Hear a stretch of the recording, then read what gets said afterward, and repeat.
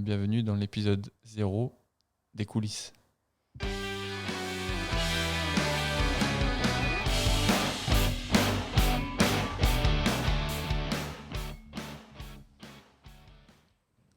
Est-ce qu'elle te plaît cette petite intro ? Elle me plaît, cette petite intro. Ok, donc bonjour à tous et bienvenue dans l'épisode des coulisses numéro 000. On sait jamais. Ça se trouve, ça va bien marcher. Anne-Sophie, je te propose de te présenter et après on va expliquer tout ce qu'on a prévu et il y a plein de trucs qui sont sympas à venir.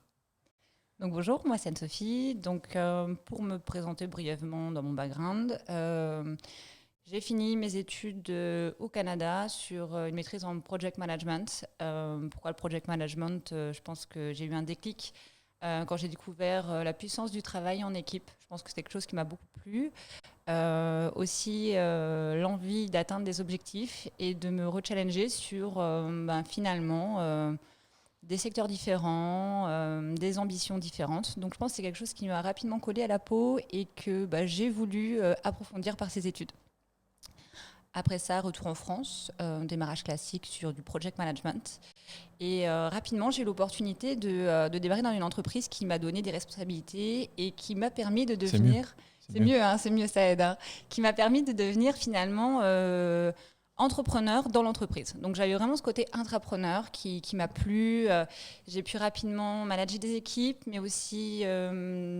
développer mes équipes, développer mes relations clients, aider mes clients avec le meilleur support et prendre les responsabilités d'un PNL qui finalement était assez grisant parce que l'idée c'était de faire fonctionner l'ensemble avec le tripartite ressources, clients et entreprises. Quel secteur ?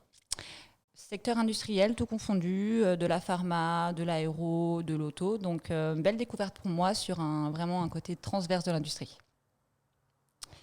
Et puis depuis le début de l'année, donc depuis janvier 2020, aventure Supanoch.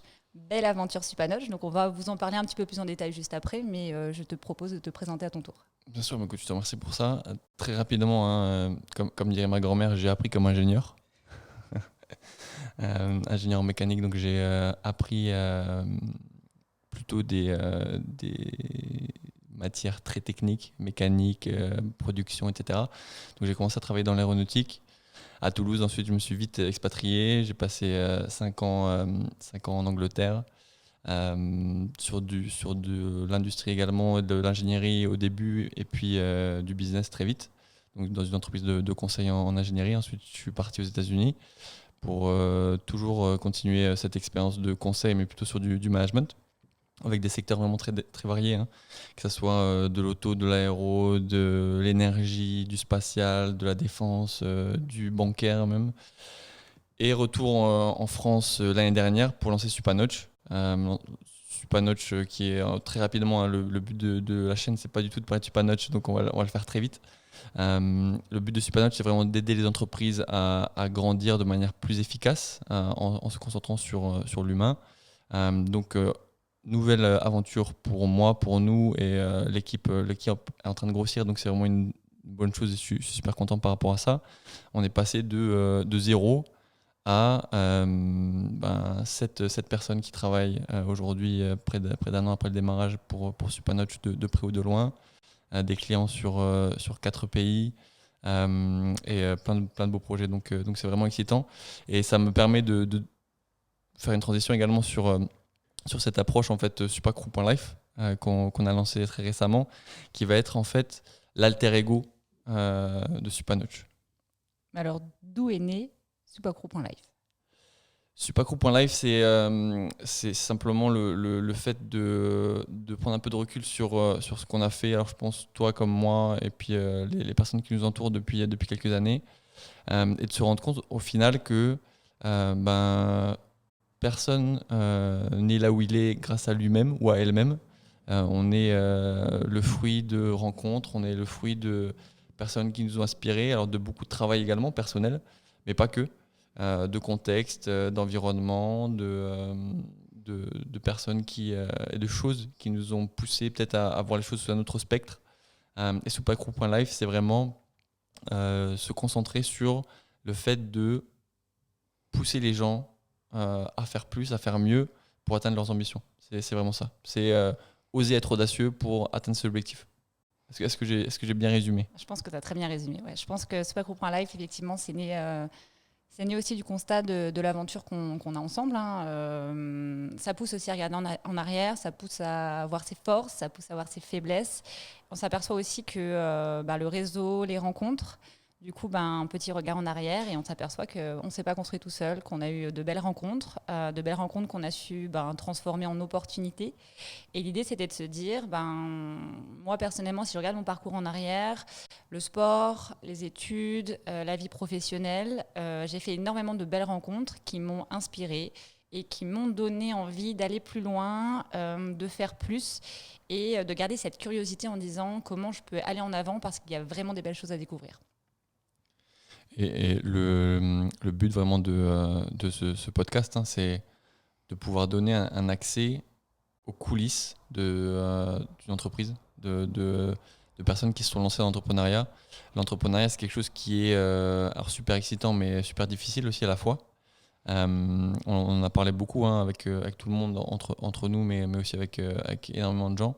Le fait de passer d'un bureau à Wall Street avec une équipe, un salaire, un statut, une réputation, une aura entre guillemets, toute proportion gardée, et du jour au lendemain de se retrouver seul au fin fond des Alpes, devant sa feuille blanche, sans client, sans salaire, sans droit même social. Je sais qu'en France c'est un gros sujet, les droits. Ayant passé 6 ans à l'étranger, j'existais plus pour la France. Pas de chance, hein. Pas de bol. C'est une expérience en fait qu'on se doit de partager, parce que en France principalement, hein, mais dans les pays anglo-saxons c'est un peu la même chose.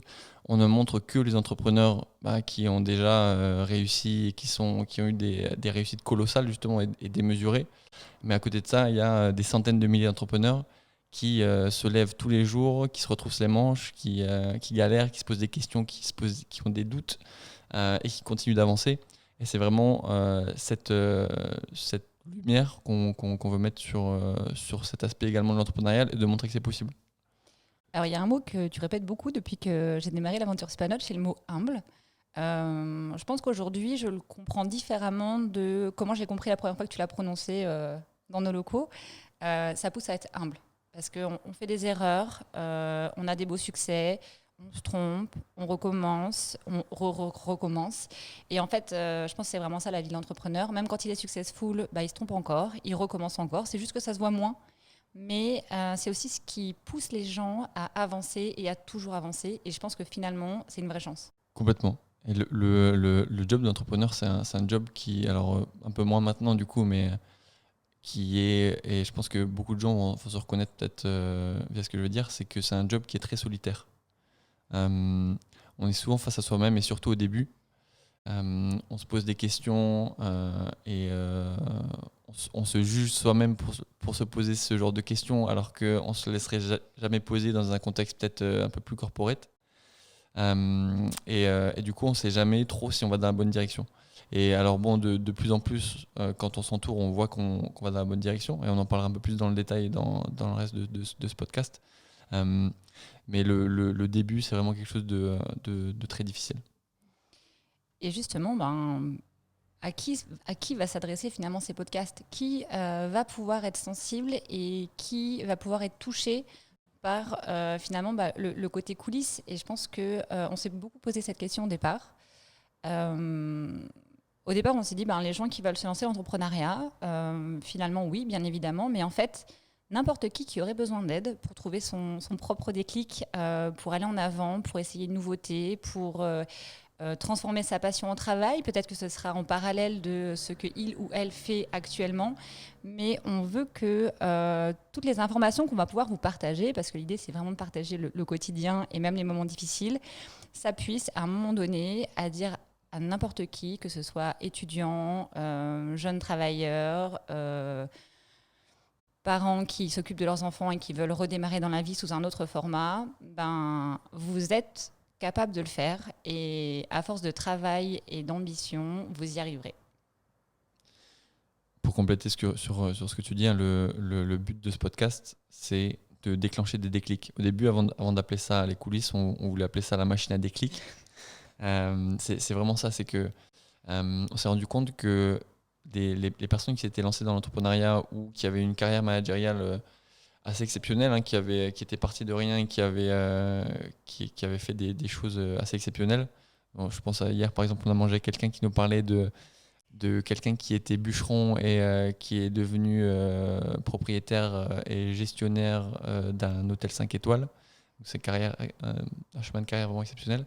C'est souvent des gens qui ont rencontré des personnes qui ont été vraiment pivots dans leur vie et dans leur carrière. Et c'est des personnes qui ont eu des déclics. Qui ont eu des déclics via alors justement des personnes ou via des lectures, via des émissions, via des expériences qu'ils ont vécues. La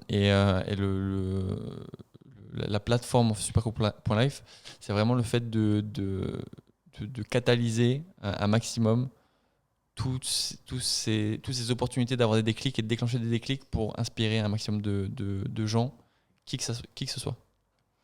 Et alors du coup, sur cette plateforme, qu'est-ce qu'on y retrouve ?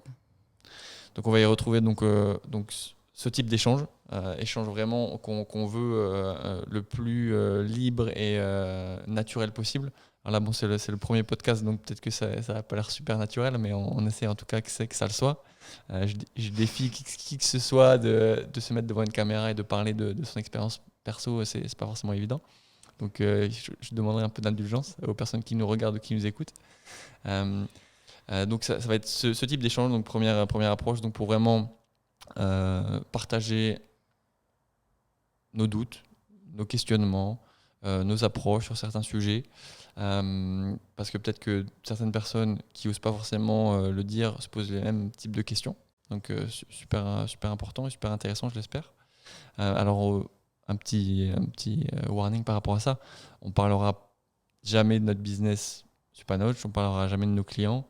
Notre business Supanoach, ça nous regarde nous, ça regarde nos équipes, ça regarde nos clients, ça regarde notre environnement direct, mais ça regarde pas au final le reste, et je pense que c'est compréhensible par tout le monde.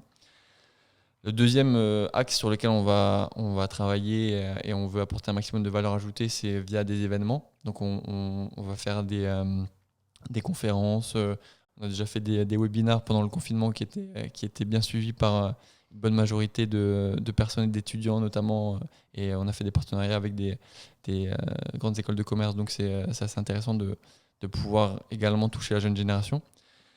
Troisième axe, ça va être vraiment le fait d'avoir une approche un peu différente du dépassement de soi via le sport. On est en contact et on va sponsoriser en fait des athlètes qui ne sont pas partis de grand-chose ou qui ont un très fort potentiel et qui tous les jours se lèvent tôt, font des pompes ou pas, pour être au top de leur forme et faire les scores qu'ils espèrent faire et se démarquer du reste dans le milieu de la compétition. Et on veut en plus que ça soit assez graphique, que ça soit sympa à regarder. Donc on va faire des petites vidéos sympas, on va essayer d'avoir une approche un peu sympa. Et le dernier axe, qui est une approche qui nous tient aussi à cœur, c'est le fait de contribuer et de donner aux personnes qui sont peut-être un peu plus démunies. Donc on a choisi en fait 2 axes principaux qui sont l'éducation et la santé des enfants. Donc il y a une organisation qui fait ça très bien depuis des dizaines d'années, que tout le monde connaît, c'est l'UNICEF. Donc on a un partenariat officiel avec l'UNICEF. On a déjà depuis le début de l'année contribué à plusieurs centaines de vaccins pour les enfants en fait, dans les zones un peu défavorisées ou démunies. Et également, on participe en fait à la scolarité, aux frais de scolarité d'enfants dans ces mêmes zones. Donc c'est vraiment ces 4 axes sur lesquels on veut contribuer. Et le but étant d'une manière générale en anglais on dit to give back, je ne sais pas comment on dit en français. Ouais, redonner en fait, pouvoir faire partager les autres de ce qu'on a pu avoir ou de ce qu'on a. C'est ça. C'est vraiment ça. Au final, si on prend un peu de recul sur nous-mêmes, là où on est aujourd'hui, on le doit à nos parents probablement. Alors pour ma part, je ne sais pas toi, mais à l'État français, j'ai fait une école nationale d'ingénieur, donc qui a payé 95%. L'État français a payé 95% de mes études, ce qui n'est pas forcément le cas dans des pays anglo-saxons par exemple, où Pour faire le même genre d'études, tu dois avoir un crédit sur le dos de plusieurs centaines de milliers de dollars, par exemple, ou de pounds. Et puis après, encore une fois, au travail, et puis à ces quelques personnes dont on parlait tout à l'heure. Non, je pense que c'était le bon mot de la fin. On vous souhaite une bonne journée. On espère que ce premier podcast vous a plu et on vous dit à bientôt. Stay tuned.